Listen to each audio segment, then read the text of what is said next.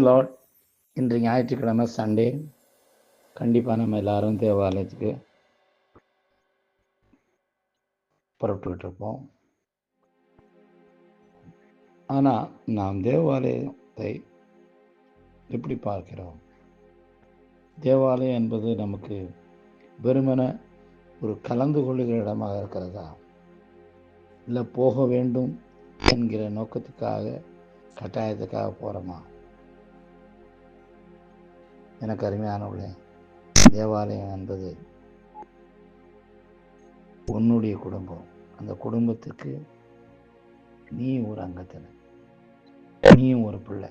காரணம், வேதத்தில் சொல்லப்பட்டவராகும் தேவனாகிய கர்த்தர் நம் அனைவருக்கும் தகப்பனாக இருக்கிறார். விசுவாசிகளாகிய நாம் அனைவரும் அவருடைய பிள்ளைகளாக இருக்கிறோம். எனவே அது போகிற அல்லது போக வேண்டிய இடமல்ல, அது உனது குடும்பம்.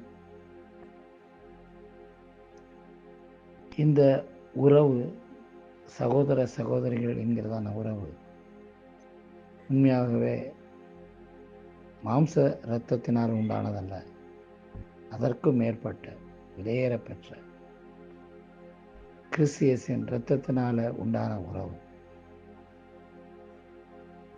எனவே இனி வரும் நாட்களில் ஏதோ போக வேண்டும் என்கிற கட்டாயத்திற்காக அல்ல, இது என் குடும்பம், இது என் வீடு.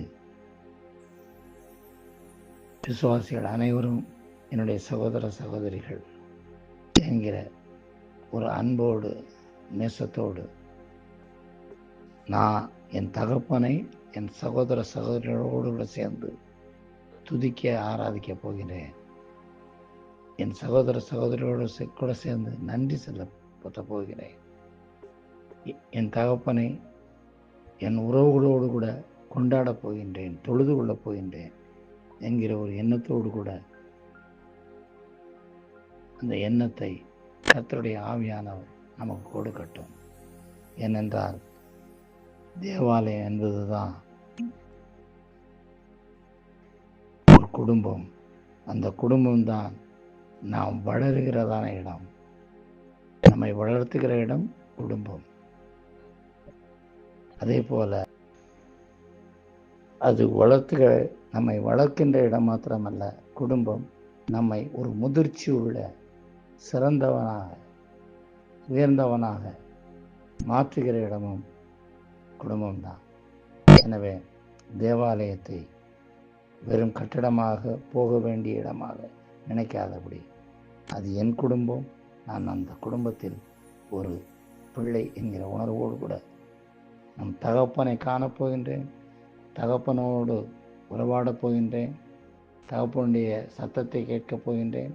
அதே வேளையில் நான் என் உறவுகளோடு கூட சேர்ந்து அவரை உயர்த்தி வாழ்த்தி நன்றி செலுத்தி ஆராதிக்கப் போகிறேன் என்கிற மனநிலையோடு கூட வர கர்த்தர் நம் ஒவ்வொருவருக்கும் கிருபை செய்வாராக. God bless you.